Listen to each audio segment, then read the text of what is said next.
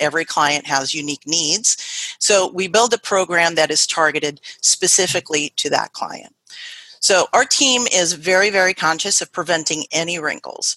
We try to think of what could possibly go wrong, and then we just want to make sure that it absolutely goes right.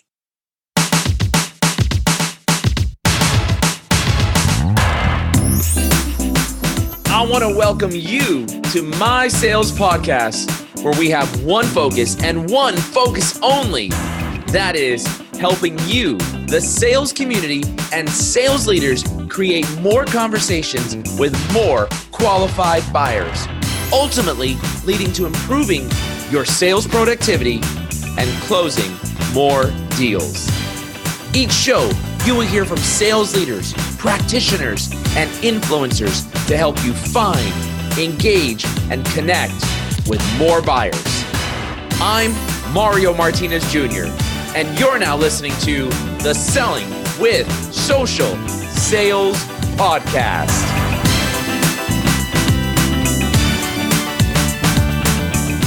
This episode is brought to you by Gong.io, the #1 conversion intelligence platform for sales. Gong helps you achieve revenue success, which means you win more deals, skyrocket rep performance, and gain critical market intelligence. Get powerful visibility into your customer conversations with Gong. Head over to Gong.io to get started. Ladies and gentlemen, welcome to this episode of Selling with Social Sales Podcast, and I could not be more excited. You have no idea. I've got not one, not two, but three special guests with me today on this podcast, and it happens to be our customer implementation and success team from Vengreso. And you know, there's a lot of sales organizations who are trying to figure out how to drive modern sales success using a customer success and implementation team. And we've had some really great opportunities to grow and develop as we started our program from scratch. And I want to welcome to the show here with me, first up, we've got Wendy Gertridge, who is our customer success manager. Wendy, give us a hello. Hey, everybody. Great to be here, Mario. I'm excited to have you. I've also got Mike O'Brien, who also leads our customer success team on our content for sales strategy, environment, and practice. So Mike, give us a good hello, please. Hi, everybody. Mario, thanks for having me. I'm excited to have you. And we've got Ivonne Ribeiro, who's our customer implementation manager and helps assist all of these wonderful customer success front end folks. Ivonne, welcome to Selling with Social, and Mike and Wendy. Woot, woot. Hello. So happy to be here. So listen, guys, as we think about how to drive modern sales success, behind every great sales team is really a customer success team. Behind every great salesperson is really someone that's taking the contract and turning around and going through implementation. And we're going to spend some time today talking about what does a successful customer success program look like for Vengreso. And we're going to talk about things related to creating behavioral change, especially when you're trying to drive adoption. We're going to talk about how are we helping sellers to create more sales conversations, helping increase the sales win rates. We're going to talk about our flow of when you think about customer success, how to drive things through from strategy on content all the way through to teaching a man or woman how to fish, and how we actually have some fun in our customer success program with things like our awards ceremony programs. So we're going to talk a little bit about that as well. So listen, guys, let's first spend some time talking to each of you. Everybody knows who you guys are now, and you've become famous as a result of being on our podcast. That's kidding. I kid. But do me a favor. I want to know one thing from each of you that nobody would know, even if they looked at your social profiles. And I want something juicy. Like, you got to give our customers something juicy. Let's start with Mike. Mike seems like he's got that grin on his face. Like, I don't know, he has like bones or something like that underneath his house. Just kidding. Well, I'm not going to tell you about the bones. Okay.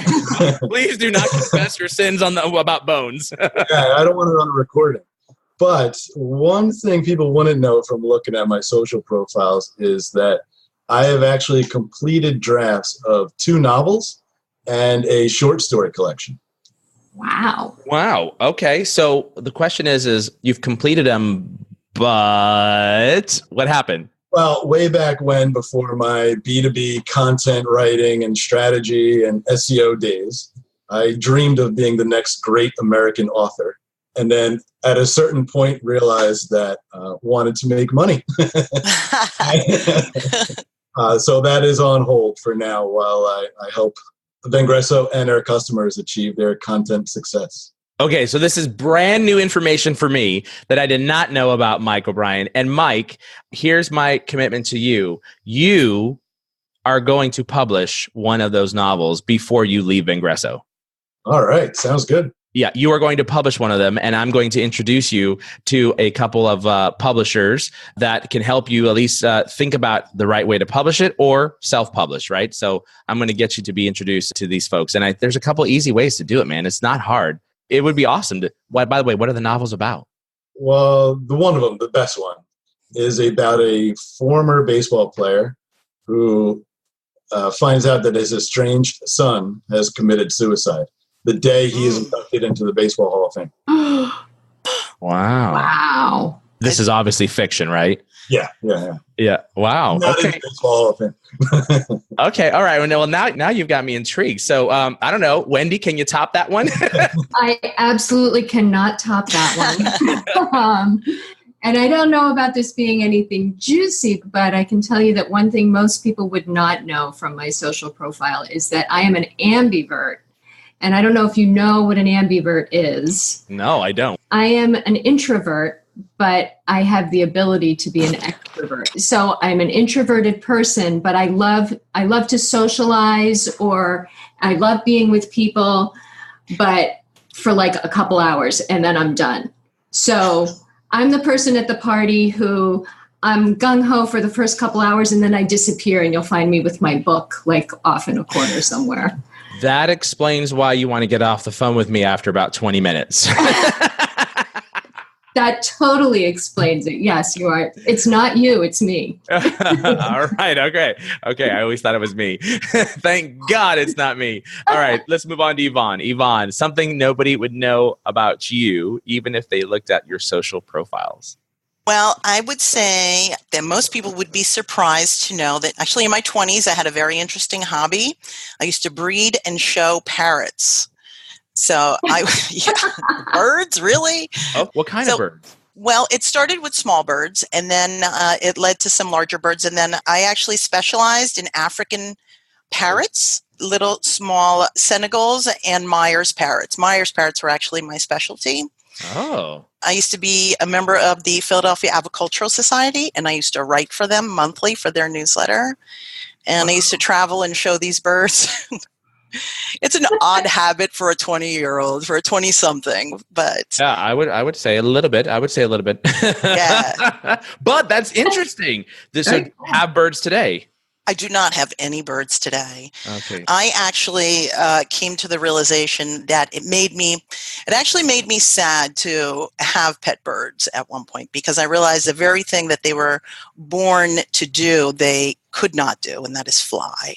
So when you keep birds captive, you're keeping them from the very thing that gives them the greatest joy naturally, which is to fly. So. Well, you could always let them out of the cage and poop all over the house. I mean, yeah, been there, done that. I love it. All right, well, let's get into spending some time talking about customer success. And we had the unique privilege of really, literally erecting our customer success program from scratch. Like, there was no customer success program at Vengreso. It just happened. And it all happened when we started the program, and we needed really, some better way to be able to manage this stuff. And in November, December 2018, if I'm not mistaken. I called up Wendy and I called up Ivonne, and we had this discussion. And I said, I got this idea. I need a first customer success manager. And then Wendy was our LinkedIn profile, one of our writers, our QA person as well, quality assurance. And Ivonne was working with us on helping to do process development already in the organization. And I said, you guys are the perfect fit because I need one person handling the front end and one person handling the back end. And I have this idea. We want to launch this program, and here's the idea. And you were the first two people to enter into our customer success program. And then almost a year later, we had an exit from someone in our content practice. And I happened to reach out to Mike on social media just to do a, hey, how's everything going? Check in. And just to take a temperature and see how he was doing. And he said, hey, I'm looking for something new, because Mike used to work actually with myself and Wendy prior to the merger of Vengreso from N3 Jr. And I said, you don't say, you're looking for something. Well, we happen to have something.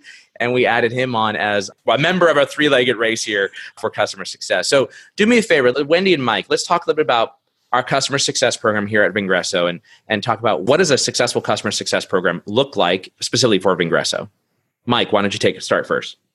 So I think one of the biggest keys is, while we're always trying to make the customer happy and help them achieve success, another goal of ours is to educate the customer. At the end of the day, we are the experts, not just in customer success, but our founders have a social reach of more than 500,000 people. And there's a reason for that. So there are times when the customer may think they know what they want or what they need, but it may not always be accurate based on our experience and what we've done, not only for Vengreso, but also for other customers. So our goal is to teach them best practices that they may not be aware of, or different resources that are available, and how we can help them achieve their goals, which is why they brought us on in the first place. And we're not out to necessarily show that they're wrong or prove them wrong, anything like that. More, we're trying to rely on the information and the experience that our team as a whole has to help the customer really achieve their goals. Good. Wendy? Well, we obviously, our main goal in the customer success department is to make our customers happy. We want them to be successful and we want them to be happy. There are three main things that we really care about when it comes to customer success. We're the main touch point with the customer, but what we're trying to do is to create sales behavioral change. We want to help sellers create more conversations. And we want to help increase sales win rates. So in order to do that, we want to be supportive, create a good experience, but it's also more than that. We want to build happiness to upsell and cross-sell, especially through pilots where we might be training, maybe as few as 50 people. Things that may come up during the sales process that they didn't think they needed, we also need to pay attention to. And then during the actual process, they may realize that it would be a good idea to take on or join other programs that we have to offer. But these opportunities are only going to come up if they're happy with what we've provided them already. Gotcha. So interesting you mentioned our job is to make customers happy. That's what every customer success organization strives for, of course. And to be able to give customers a different perspective, I think that's what every customer success organization strives for. But Wendy, you mentioned there are three things that we focus on, which I really appreciate. And as we think about the mantra of how we launched our customer success organization to drive modern sales success, right? It was focused on the end outcome. What's the outcome that you're looking to accomplish? And I think you mentioned, if I'm not mistaken, create sales behavioral change, help sellers create more conversations, and help sellers increase their sales win rates, which is Vengreso's core mission anyways, is to create more sales conversations and increase sales win rates. But you're talking about creating behavioral change as part of the customer success, because if you create the behavioral change, then, correct me if I'm wrong, theoretically, it will help to create more sales conversations and increase win rates. Is that correct? Exactly. Yes. So this is very important as sales leaders are listening in, is what is the end outcome of the product or the solution that you're driving to the marketplace? What is the end outcome that should happen? And then is your customer success team focused on that end outcome? And what are the things they need to do to create that end outcome? And that's really the mindset of what we brought to our customer success organization. Ivonne, anything you want to add to that in terms of, customer success and how we're driving successful implementations? Well, I guess I just want to jump in to say that just what you said, keeping the end in mind in the beginning. What we want to do is help sellers create more conversations and create that behavioral change. So any task that we attack, any job that we do, we always want to think about how it affects the end outcome. And I don't think people really know this, but our customer success team is with a customer for at least 12 months. We're with a customer for at least 12 months. And the big heavy lift is the first 28 weeks or so. And then we're with them on a quarterly basis. And to your point, Ivonne, is thinking about the end outcome and really driving to that. And one of the things I super appreciate what you guys do, our customer success department, people don't realize this. We're not just doing, some groups have software, some groups just have training or methodology. We actually have a platform. We actually have software. We're doing end user support. We're doing actual coaching and training and development. And on top of all these different components, we're actually providing strategy. And one of the things that we commonly see in our space is customers want to immediately go from the time that they sign a contract to when can my sellers begin booking more appointments, right? Mm-hmm. And that takes time. It takes time to do the implementation. But one of the things that we talk about, guys, is making sure that we don't teach a man or a woman how to fish until we've given them, Mike, the right bait. The right bait. Let's talk a little bit about that, because we talk about this in the form of our digital content strategy assessments, right? And one of the things that our customer success team will do during the implementation is spend some time with the marketing team to say, do you have the right content? Because content, to Mike's point, is the bait. The bait. And that's where this digital content assessment is really like a comprehensive digital marketing analysis. And there are two key components to this. The first one is qualitative. And this is where we rely on our team of digital marketing experts. And they take the time to really review the customer's site and their social media strategy, but also that of some competitors. And this is really key because sometimes you need the human eye and the human feel and the human experience to really see what's working and what's not working. So first we'll analyze their social media strategy. How often are they publishing? What types of images are they using? Are they using branded hashtags? What type of engagement do their posts get? We'll also look at their content strategy, and that includes both gated and ungated content. Again, what types of images are they using? How often do they publish blogs? Do they have a variety of gated content, such as ebooks and white papers, even case studies? And what topics do they cover? We'll also analyze their landing pages and forums. And this is key because we actually had one customer that was using wildly inconsistent forms. For instance, for a bottom of the funnel, very valuable piece of content, they only required a name and email address. But then for a less valuable top of the funnel type of content, they required a whole slew of things, including setting up a username and password. And so that's something that a computer or an AI wouldn't see. And we'll also analyze the overall UX. Is the site easy to use? Is it easy to find the CTA and the information that someone would be looking for? And then we get into the data, the quantitative analysis. And we actually have an AI system that analyzes the customer site and the sites of their competitors. And we'll find out what keywords or topics are driving traffic or driving conversions. We'll also find keywords or topics that appear too frequently but aren't driving results, such as traffic or conversions. And then we really get into the content strategy. And that is finding the low-hanging fruit, the topics that aren't being used frequently enough, either by the customer or their competitors, but they are driving conversions and traffic.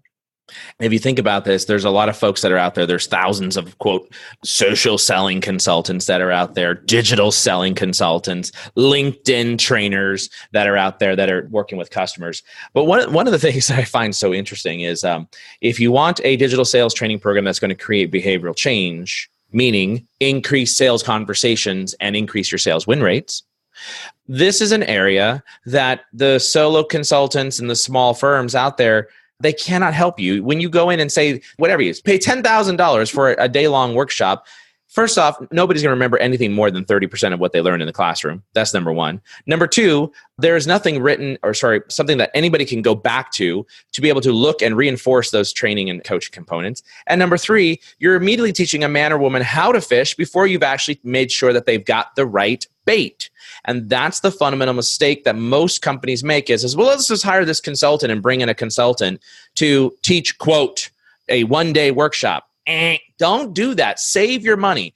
If you want to waste your money, waste it on something else. That's the best advice that we can give you, because you got to make sure that your sellers are able to engage with value, whether it's through email, whether it's through social, whether it's through video messaging, that they've got that right bait. And this is why it's so important to develop that particular content strategy and to do the content assessment. Now, some organizations have it nailed.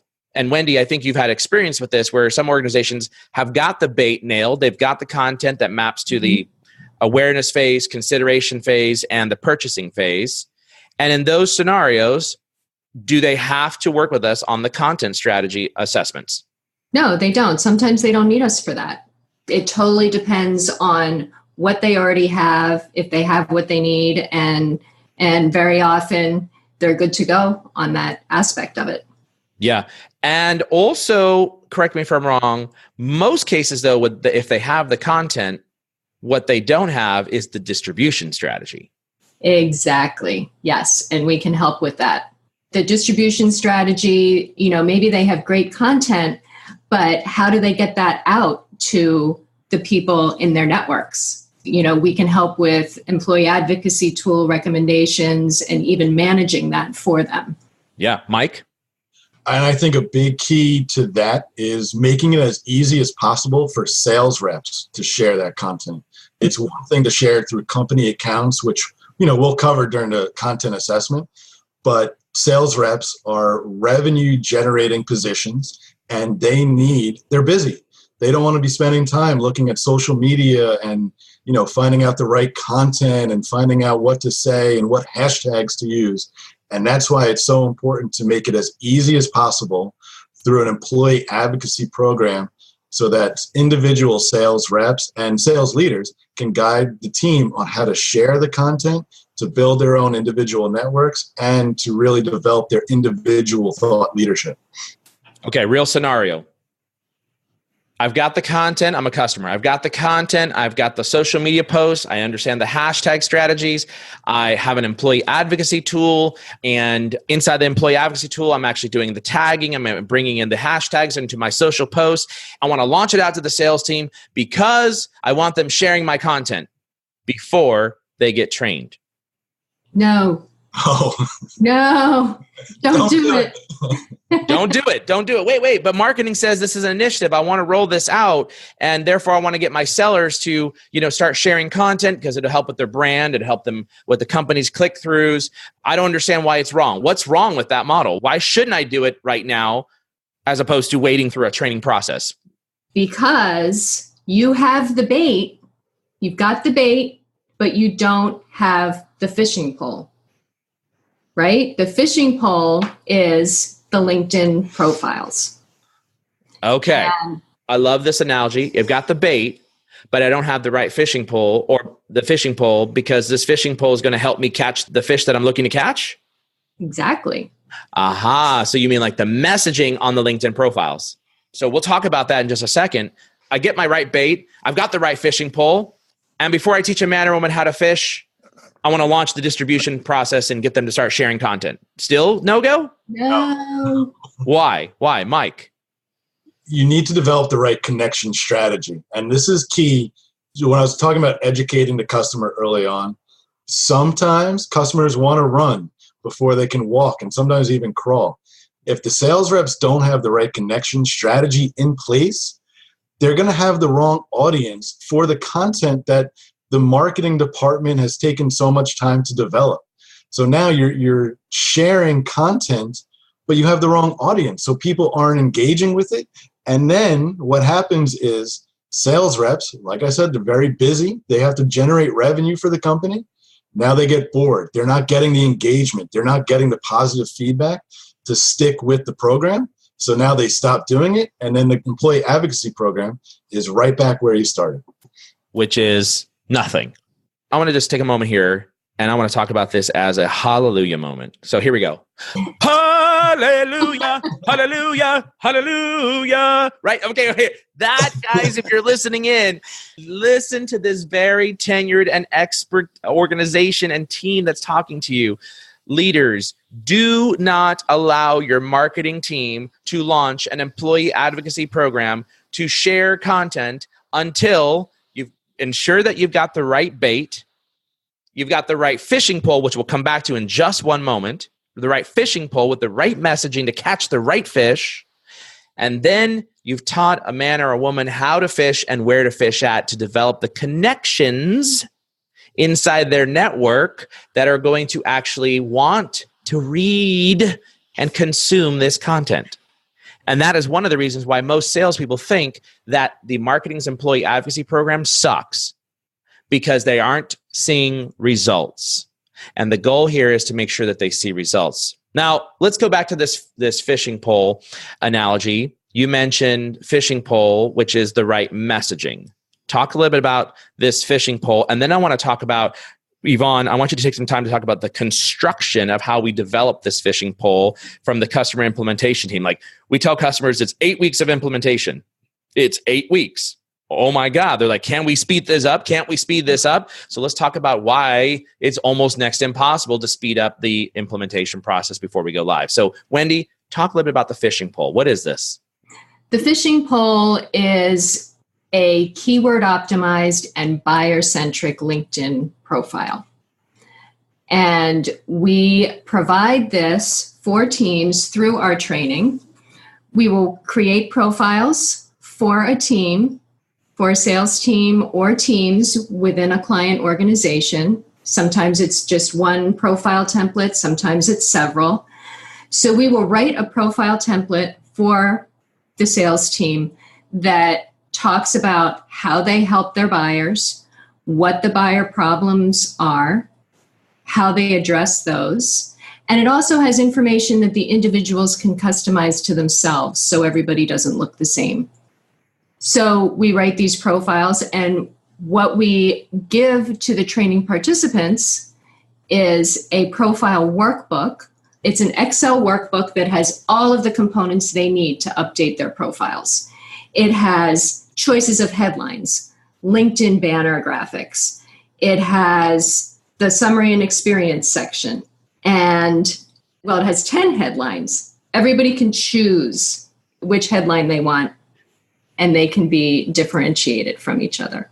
And there's 10 sections, 10 salient sections that need to be updated inside of someone's LinkedIn profile. But the ultimate objective is to create messaging that attracts your target buyer, right? Exactly. And the reason for this is if you get your sellers out there starting to find and engage with buyers. Does anybody remember on this team what's the percentage of buyers as reported by LinkedIn State of Sales report last year, actually? What percentage of buyers reported they look back at a rep's profile? 62%. 2%.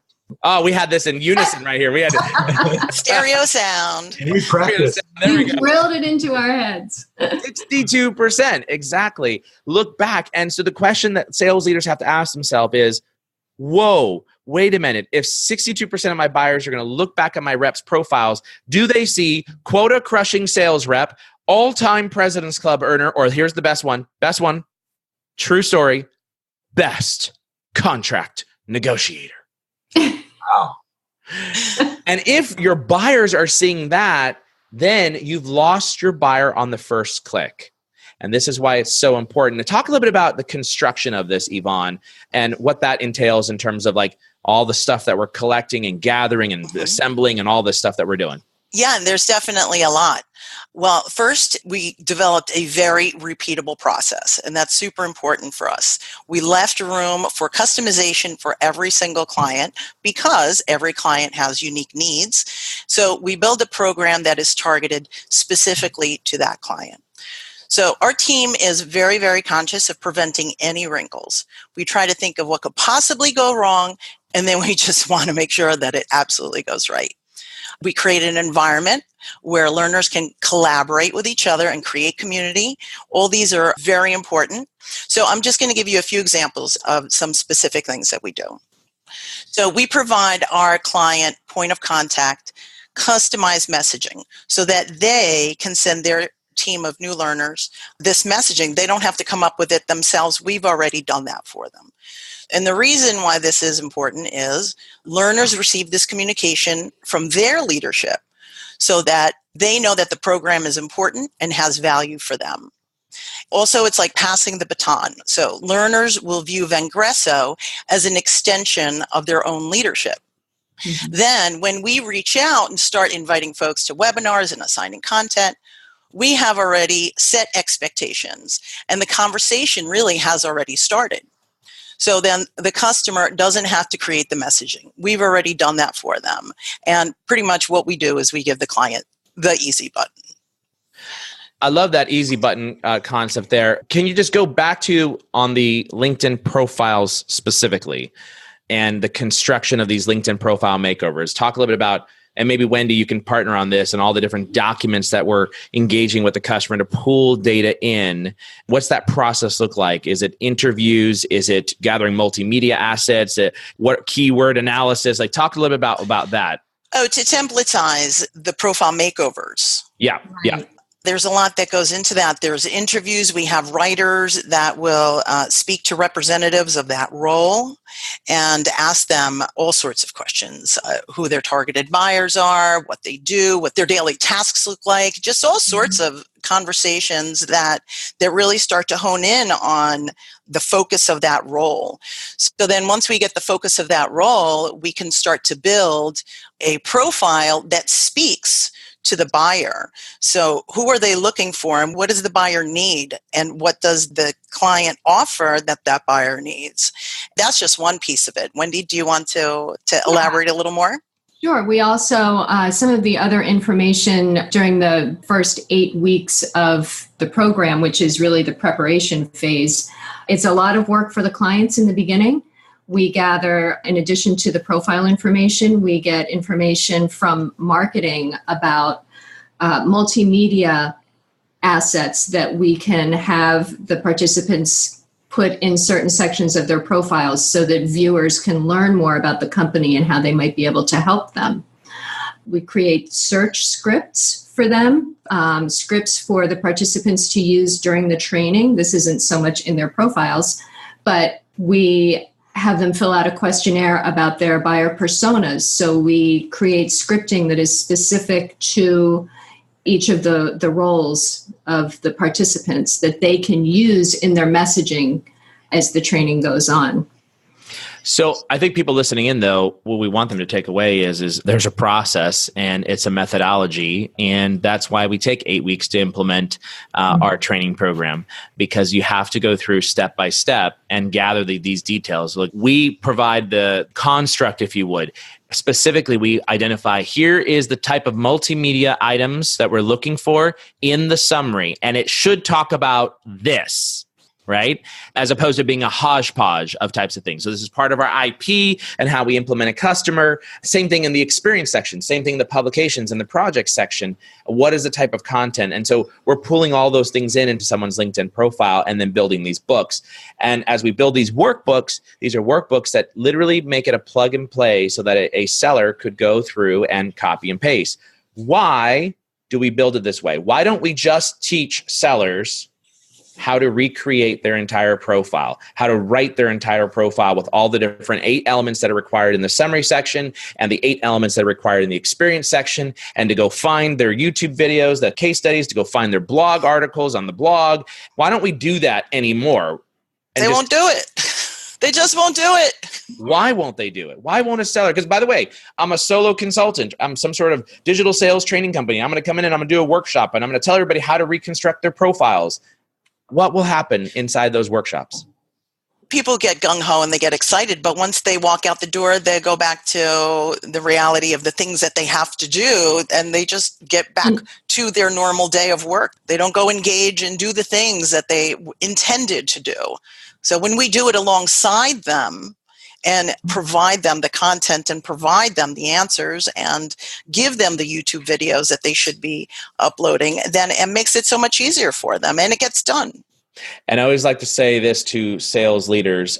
You go ask your salespeople to go write 2,000 characters of content for their summary, 2,000 characters of content for their experience section. Then go tell them, go pull out the best blog articles that apply to this particular thing that we're pushing or that's salient to the customer. Go find the best YouTube videos, and now go figure out where to put it at inside your LinkedIn profile. To Yvonne's point, will it get done? No or no? Not happening. Nope.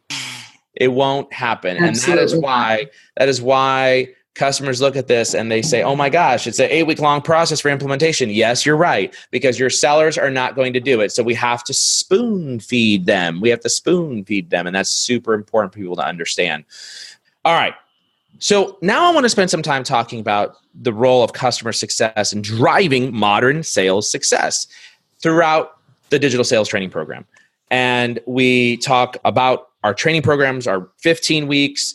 And, really it's about 12 weeks worth of learning and then a few weeks worth of administrative type of stuff. But I want to spend some time talking about the role that we play in customer success to drive an awesome experience. But before we do that, we need to listen in to this message from our program sponsor. Opinions in sales are your worst enemy. Here's why. Your business has million-dollar questions that if you could answer with facts, you'd have an unfair advantage. Those questions are, what really separates your best reps from the rest? Why does half of your pipeline slip? And what's the best message to go to market with?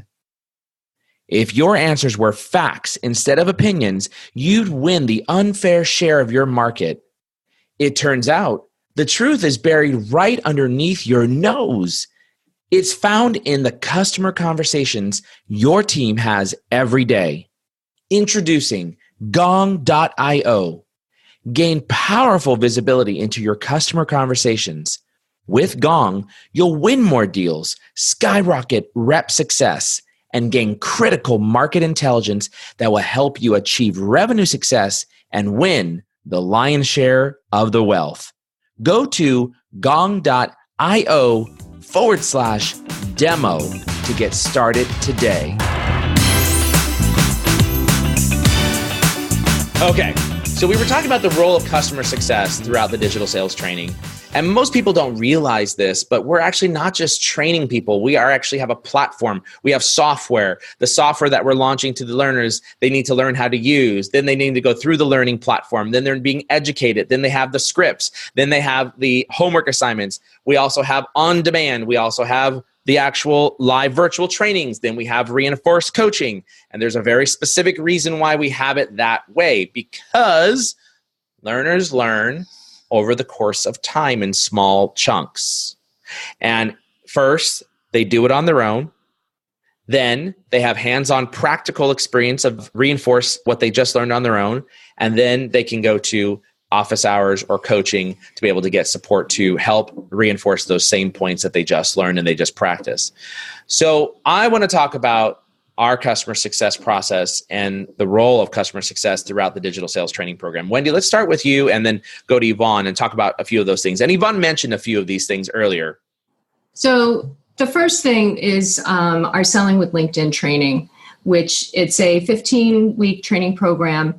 It is a combination of on-demand learning, alternating with weeks of live training webinars, and a live coaching webinar. So you have 1 week of on-demand training, and then the following week is live training and coaching, which reinforces what they learned the week before in their on-demand training. That's do it on my own, learn on my own, then turn around and do the hands-on practical, and then reinforce the hands-on practical that I just learned. So it is exactly the way institutionally that we learn through, say, as a university program, right? Exactly. Right. Yeah. Right. And the different modules within this training focus on 6 phases of learning to connect with prospects and engage them to create more sales conversations. In addition to that, once they get through this training, even during the training, we provide detailed reporting throughout to the sales management.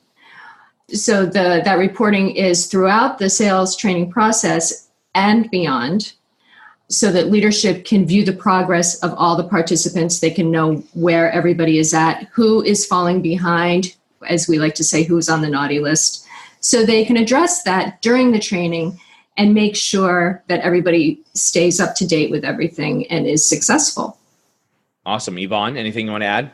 Yeah, so our implementation team provides the CSM, Wendy's role, weekly updates and reporting for the client. So even before the training starts, we're gathering information, we're setting expectations so we can provide accurate, helpful data on how their learners are faring. So basically, there's 3 types of information that we're providing. We provide progress information. So not only do we report on the overall progress of the group, but we're also reporting on where each individual learner is at any particular point. We are reporting on learner engagement. So that is webinar attendance, coaching attendance, course progression, and activity in the discussion forums. We also provide reporting on SSI score improvement. So we are capturing real metrics from the course starting point to the finish line. And the results can be really incredible. And it's simply from applying the techniques that we're teaching in the course. It's all to drive to success. Exactly. And the key to driving success is measuring key performance indicators. And we help with that as well. So one of the most important pieces of the implementation phase is working with the client and guiding them in targeting how they want to measure the success of the program. This is really a big piece of the preparation for the training. So we, on the Vengreso end, in our training platform, we have built-in measures that monitor success. But in addition to that, the best way to track ROI is really for the client to use their CRM to track how their team attributes leads and meetings and those types of things. Each client is different, and we help coach them on how to measure those indicators. Awesome. Now that we've gone away from PowerPoints at a workshop and ad hoc coaching to a systematized program that is delivered through a learning platform that actually supports on-demand learning with live training, hands-on practical, and reinforced coaching, talk a little bit about how does the customer implementation department bring new customers onto our sales training platform, otherwise known as Vengreso On Demand. Yeah, I started a little bit talking about this earlier in regards to creating the repeatable process and customized messaging that we provide to the point of contact. But from the learner's point of view, one of the first exposures that they get is the launch webinar.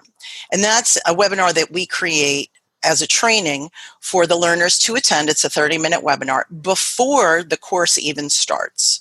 So it's their first visual exposure to the Vengreso team and to the platform. They get introduced to the trainer and to the coach. The trainer and the coach in this launch webinar show them where to click, where to find certain buttons. So when the learners actually go in and they're logging in for the first time to start the coursework, that they have confidence on how to navigate the system, how the platform works.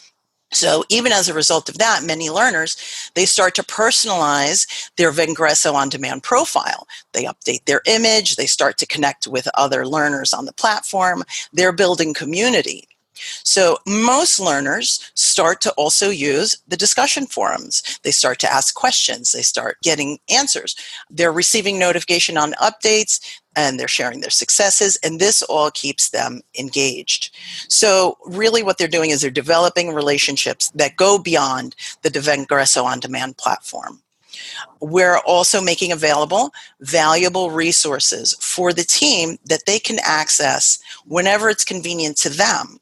So these resources, for example, one is the customized LinkedIn profile makeover. Did I say that right? Customized LinkedIn makeover profile template. That's the template actually that Wendy was just speaking of just a little bit ago. We also provide a customer success playbook. This is an ongoing collection of their team's successes. Very encouraging. We have the leaderboard, which provides some gamification and some healthy competition. And we'll go into in a little bit how that healthy competition fares out in the award ceremony. There's a lot of preparation and a lot of value that we provide in this Vengreso on-demand platform for learners. Now, what's super important, though, you kind of glossed over this, but I want to come back to this. The Customer Success Playbook, these are actually real success stories that we are collecting throughout the entire training program and publishing on a weekly basis to all the learners. And what that creates is it creates the learners to say, well, I want my story published in front of management and leadership, which ultimately lead to the award ceremony that Ivonne talked about and picking and choosing first, second, or third place on best customer success stories. So this is very important in terms of creating that behavioral change and also driving, that gamification amongst the sales team, which is, a really great element that we've got to the training program. Last question I want to talk about is just how we close clients out. Most people, they come in and people say, well, sales leaders are like, just hire somebody and bring them in for the workshop, right? Like just have them come in and teach us about LinkedIn. That's all I want my people to learn, right? Or maybe it's not LinkedIn. It could be video. All of these things that we're talking about are also applying to our Selling with Video program too, right? So how do we close clients out? Do we have a methodical process? Mike, let's start with you. Well, the closeout is just as important in many cases as it is in the beginning. We're now through the training program and we've developed a relationship, and we want to continue the momentum of the learning and the behavioral change that we have set. And now we want to really help show that progress that the sales team and the learners have gone through the on-demand training. So the first or one key component is the data. It's all about the data. And we collect a lot of data during the training. And now we have an opportunity to show the customer how the learners performed during the training program. And that we do that through the client debrief. And there's 3 key components to that. So the first thing we'll look at is the LinkedIn acumen. Has that increased for the sellers and the learners through the program? We'll also see if the training was an effective use of their time. And did the sales team learn skills that will help them be more effective at their job, which is having more sales conversations and increasing win rates. The second key component is the course results. Did the training provide the learners an opportunity to practice the skills that we learned? And that's the reinforcement that we've talked about. And that's really the behavioral change. This will also include, were the learners able to see an increase in LinkedIn profile views? And that's the first step to having a sales conversation. That's a trigger event that a sales rep could use to reach out and have a sales conversation. And then the third key component is the ROI analysis. And this is where we'll see if the sales team or the learners have had a response back from a client or a prospect, if they were able to book an appointment, if they were able to secure a referral recommendation or introduction. And in the case of one customer, they actually had one of their sellers close a deal based on the techniques that we taught during the training process. They closed a deal during the training. So I really like that, what you talk about, and that's really for the program sponsors, like all this data analysis and the wrap up, and it's delivered in a nice, pretty client debrief report. And sometimes this report is about 40 pages long, of which there's maybe 2 handfuls of pages that are the salient points that they need to take a look at. We've got a lot of data analysis, appendices, if you would, and about 4 pages of executive overview and debrief for the executives. But so you talked about it from the overall reporting standpoint. Wendy, talk a little bit about from the end user perspective, like, is there a certification that, users get, those types of things? Well, obviously we're really we want to wow the client throughout the whole process. And that includes the closeout of the program and beyond. So we provide 3 elements to the training participants that they can take away from the program. The first is certification. They get a certification from Vengreso that they can post on their LinkedIn profile. This gives them exposure as a thought leader. And it's an investment that they can take with them beyond their current role, whatever they do in the future. It's something they will always be able to use and that they will always be able to have on their LinkedIn profile. The third piece, which I think is the most exciting, is the award ceremony. We have such a fun time putting together a virtual red carpet event for our clients so we can celebrate the successes of the individuals. And it really is so much fun. Everyone has a lot of fun on the award ceremony. So after all this good-natured competition throughout the training, we identify and reward the top performers with an additional certificate. And of course, they have their bragging rights. And we encourage these learners to add these certificates over to their LinkedIn. We provide continued access, I also have to note, to the Vengreso On Demand platform and support for the coursework for up to 1 year after the contract was signed. So this means that learners continue to have access to content updates, refreshers, templates that they may not have previously downloaded. We will continue to provide the client continued monthly reporting. The relationship just doesn't end after the course is completed. We continue to provide support and work with the client to fulfill those needs. Fantastic. Because we're coming up on time here, guys, we've spent so much time talking about this program that we put together and all the different pieces and parts. If someone wants to reach out to you on LinkedIn, Ivonne, we're going to put your LinkedIn profile link inside of the show notes, but just do me a favor, spell your last name. Yes. And my first, because often my first name gets misspelled as well. Very true. Yeah. Ivonne is spelled with an I, Ivonne, and Ribeiro, Ribeiro. All right. And Mike O'Brien? Reach me at LinkedIn, but you have to send me a customized LinkedIn request. Otherwise, I won't accept it. Oh, you fancy. Yeah, and tell them that you heard Mike on Selling with Social. Tell them on the Selling with Social podcast.